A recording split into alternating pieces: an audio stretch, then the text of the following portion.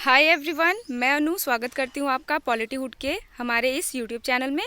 कल 6 मार्च था एंड आप सभी का पॉलिटिकल साइंस का पेपर 2 शिफ्ट में कंप्लीट करवाया गया है।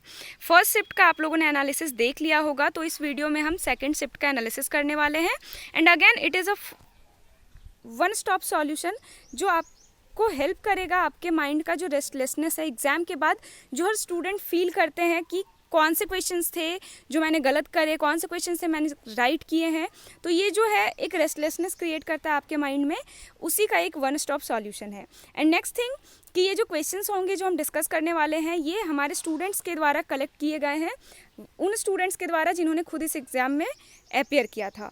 तो स्टार्ट करते हैं। पेपर 1 और पेपर 2 की बात करें तो पेपर 1 में DI रीडिंग कॉम्प्रिहेंशन ये सारे इजी थे एंड मॉडरेट हम कह सकते हैं पेपर 1 को। पेपर 2 के रिगार्डिंग जो फीडबैक्स हमें मिले हैं स्टूडेंट्स के द्वारा वो अलग अलग मिले हैं, तो पेपर 2 के रिगार्डिंग हम आंसर की के बाद ही प्रिडिक्ट कर सकते हैं कि मॉडरेट था या टफ लेवल था।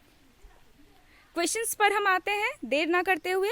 जो क्वेश्चंस आपके एग्जाम में पूछे गए थे, who said justice is the first virtue of social institution, आपके एग्जाम में क्वेश्चन था जिसका आंसर जॉन रॉल्स होगा। अगला क्वेश्चन जो एग्जाम में पूछा गया था कि who stated that politics is a war without blood said and war is politics with blood said, तो इसका आंसर माओ होगा। आपको वही करेक्ट आंसर करके आना था।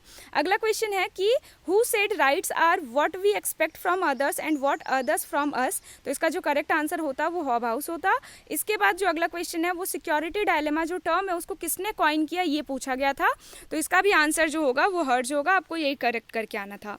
इसके बाद हम बात कर लेंगे कि पॉलिटीहुड ने क्रैश कोर्स अभी लॉन्च किया है जून 2023 के बैच के लिए एंड ये फ्रेश बैच होगी, तो देर ना करें। अगर आपका भी गोल है, आप भी चाहते हैं नेट और JRF क्लियर करना जून वाले एग्जाम में, तो देर नहीं करें और 9708656630 में अभी कांटेक्ट करें एंड अपने आप को इनरोल कर लें, क्योंकि पॉलिटीहुड ये ऑफर प्रोवाइड करता है कि जो पहले 50 स्टूडेंट्स हमें ज्वाइन करेंगे, रजिस्ट्रेशन करेंगे, उनको 40% का डिस्काउंट मिलेगा, तो देर ना करें। आते हैं वापस हम अपने क्वेश्चंस पे, जिसमें पूछा गया था आपको कि कार्ल मार्क्स की जो बुक है उनको क्रोनोलॉजिकल ऑर्डर में अरेंज करने को। तो यहाँ पर अगेन हमने करेक्ट क्रोनोलॉजी प्रोवाइड की हुई है ताकि आप अपना इवेल्युएट कर सके जो आपने आंसर किया एग्जाम में। क्रिटिक ऑफ हेगल्स फिलोसफी 1843 की थी, Holi family 1845, the German ideology 1845 and value price and profit जो बुक पूछी गई थी 1865 की वो बुक थी। तो इसी क्रोनोलॉजी में आपको अरेंज करना था। इसके बाद एक क्वेश्चन मैच द फॉलोइंग था, जिसमें कि कुछ बॉडीज थे जो कि कुछ इंडेक्स को पब्लिश करते हैं, तो उनको आपको मैच करना था, जिसमें कि एक जो हमारे स्टूडेंट को याद है वो है मल्टी डायमेंशनल पॉवर्टी इंडेक्स जो नीति आयोग जारी करता है। ये हमने क्लासेस के दौरान भी पढ़ा था। एंड अगेन मैं यहाँ पर ये मेंशन जरूर करूँगी कि इस एग्ज़ाम में अभी जो भी क्वेश्चंस हमने कलेक्ट किए हैं स्टूडेंट के द्वारा, उनमें से 15 to 20 क्वेश्चन ऐसे हैं जो डायरेक्टली हमारे क्लासेस से आए हुए हैं, क्लासेस में डायरेक्टली स्टूडेंट्स को पढ़ाया गया है and even during the revision period हमने इसको रिवाइज किया है। तो उस चीज़ को स्टूडेंट्स ने फील किया, उस चीज़ को स्टूडेंट्स को हेल्प भी हुई। तो यहाँ पर अगेन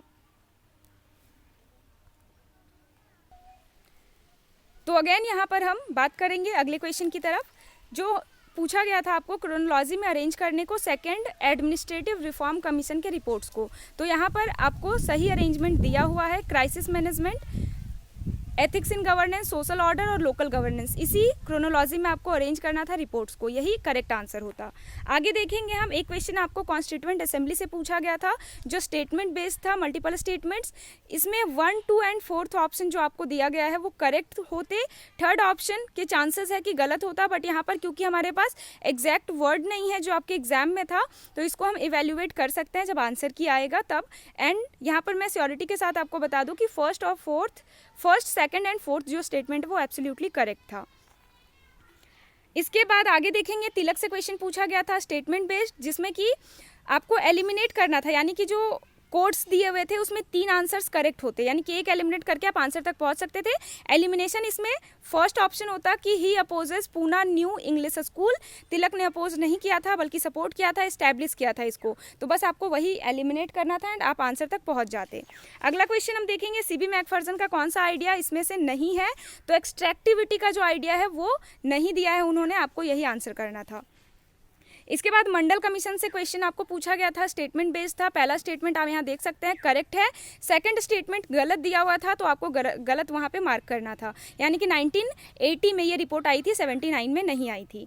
आगे देखेंगे फूड सिक्योरिटी एक्ट से क्वेश्चन आया हुआ था जिसमें प्रोविजंस मेंशन थे, तो इसमें जो डी ऑप्शन है वो गलत दिया हुआ था, तो आपको बस डी एलिमिनेट करना था, बाकी ए बी एंड सी जो ऑप्शन थे वो आपके करेक्ट दिए हुए थे। आगे देखेंगे अगला क्वेश्चन कार्ल पॉपर का फॉल्सिफिकेशन थ्योरी और पैरेटो का statement history is the graveyard of aristocracy, ये दोनों स्टेटमेंट्स थे, ये दोनों चीज़ें थी जो आपको मैच द फॉलोइंग में मैच करना था। एंड नेक्स्ट है कि मैच द फॉलोइंग में आपको साइमन का programmed and non programmed decision आया था, पीटर ड्रुकर का जेनरिक एंड यूनिक डिसीजन आया था। आगे क्वेश्चन बढ़ेंगे हम अगले क्वेश्चन की तरफ। Who wrote the preface rest of the earth, जो बुक फ्रेंच फैनन की है, लेकिन इसका जो प्रीफेस है वो किसने लिखा है ये पूछा गया था, तो पॉल सार्ट्रे इसका करेक्ट आंसर होता। कौटिल्य ने कौन से यूनिवर्सिटी में पढ़ाया है, ये क्वेश्चन आपके एग्जाम में पूछा था, इसका करेक्ट आंसर तक्षशिला होगा। बेगमपुरा का आइडिया किसने दिया, तो कबीर ने दिया। मुंबई अटैक 26/11 कब हुआ था, 2008 में हुआ था, यही आपको करेक्ट आंसर करके आना था। अगला क्वेश्चन देखेंगे कि प्रीएम्बल के जो ऑब्जेक्टिव्स थे उनको करेक्ट सीक्वेंस में आपको अरेंज करना था जिस प्रकार से प्रीएम्बल में दिए हुए हैं, तो जो करेक्ट सीक्वेंस था वो जस्टिस, लिबर्टी, इक्वालिटी और फ्रेटर्निटी था, आपको इसी सीक्वेंस में करेक्ट आंसर करना था। आगे देखेंगे अगला क्वेश्चन क्रोनोलॉजिकल अरेंजमेंट था जो यूएन जनरल सेक्रेटरीज का था, तो यहाँ पर आपको करेक्ट अरेंजमेंट दिया हुआ है, करेक्ट सीक्वेंस दिया हुआ है, आप मैच कर सकते हैं। अगला क्वेश्चन जो आपके एग्जाम में पूछा गया था कि डायरकी जो है वो प्रोविंस में कब एबॉलिश कर दिया गया, तो गवर्नमेंट ऑफ इंडिया एक्ट 1935 के द्वारा इसको एबॉलिश किया गया था। नेक्स्ट क्वेश्चन विवेकानंद से था, लेकिन ये क्वेश्चन पूरा स्टूडेंट्स को याद नहीं था, तो फिर भी हमने इसको मेंशन कर दिया कि उनके द्वारा जो फेमस शिकागो स्पीच था 1897 का, वो एक स्टेटमेंट वहाँ पर गिवन था। आगे बढ़ेंगे मैच द फॉलोइंग में अगेन आईआर से आपका एक क्वेश्चन था, आसियान, ईयू, एससीओ और एयू में कितने मेंबर्स हैं उसके, ये आपको मैच करना था, तो करेक्ट आंसर हमने यहाँ प्रोवाइड किया हुआ है।